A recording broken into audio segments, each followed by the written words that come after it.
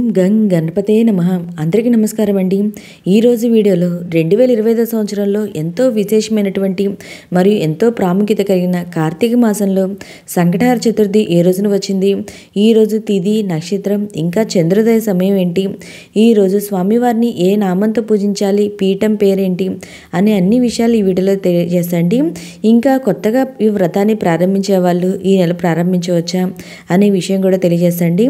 మానవులను కష్టాల నుండి గట్టెక్కించేదే సంకటహర చతుర్థి వ్రతం. ప్రతి నెల కృష్ణపక్షం చతుర్థి నాడు ఈ సంకటహర చతుర్థి వ్రతం అయితే చేసుకుంటాము. ఒకవేళ సంకటహర చతుర్థి మంగళవారం నాడు వస్తే ఆ రోజుని అంగారక సంకటహర చతుర్థి అయితే అంటామండి. ఇలా రావడం చాలా విశేషమైంది. ఇంకా ఈ పవిత్రమైన కార్తీక మాసంలో ఈ సంకటహర చతుర్థి శివకేశవులకు ఎంతో విశేషమైన పూజలు అయితే చేస్తూ ఉంటాము, ఉపవాసాలు అయితే ఉంటాము, నదీ స్నానాలు, దీపారాధన ఇవన్నీ అయితే నిర్వహిస్తాము. ఇంతటి విశేషమైనటువంటి కార్తీక మాసంలో సంకటహర చతుర్థి ఎప్పుడు వచ్చిందో ఇప్పుడైతే తెలుసుకుందాము. చవితి తిథి ప్రారంభం వచ్చి సంవత్సరం నవంబర్ 8వ తేదీ అనగా శనివారం రోజున మధ్యాహ్నము 12 గంటల 8 నిమిషాలకి ప్రారంభమయ్యి 2025 సంవత్సరము నవంబర్ 9వ తేదీ అనగా ఆదివారం రోజున ఉదయము 9 గంటల 54 నిమిషాల వరకు అయితే మనకి చవితి తిథి అయితే ఉంటుందండి.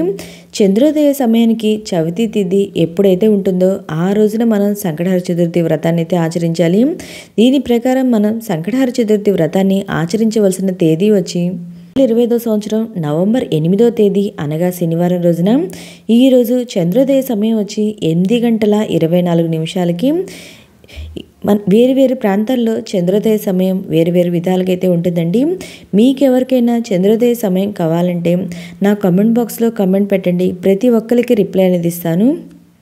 ఈరోజు స్వామివారిని గణదీప మహాగణపతి అనే నామంతో పూజించాలి. పీఠం పేరు వచ్చి శివపీఠము. ఒకవేళ కొత్తగా ఈ వ్రతాన్ని ప్రారంభించాలి అనుకునే వాళ్ళు ఈ నెల ప్రారంభించవచ్చండి. ఇంకా కార్తీక మాసం వచ్చింది, మనకి చాలా విశేషమైంది. ఈ కార్తీక మాసంలో ఎవరైతే కొత్తగా ఈ వ్రతం అయితే ప్రారంభించాలనుకుంటున్నారో వాళ్ళైతే ప్రారంభించవచ్చు. మనం ఒక సంకల్పం చెప్పుకొని 3 నెలలు కానీ 5 నెలలు కానీ 9 నెలలు కానీ ఇలా ఒక సంకల్పం చెప్పుకొని స్వామివారి దగ్గర ముడుపు కట్టుకొని ఈ వ్రతాన్ని అయితే ఆచరించవచ్చు. ఇంకా మీకేమన్నా సందేహాలుంటే నా కామెంట్ బాక్స్లో కామెంట్ పెట్టండి, ప్రతి ఒక్కరికి రిప్లై అనేది ఇస్తాను. మీకు ఈ వీడియో నచ్చినట్టయితే లైక్ చేయండి, మీ ఫ్రెండ్స్ అండ్ ఫ్యామిలీ మెంబర్కి షేర్ చేయండి. Thank you.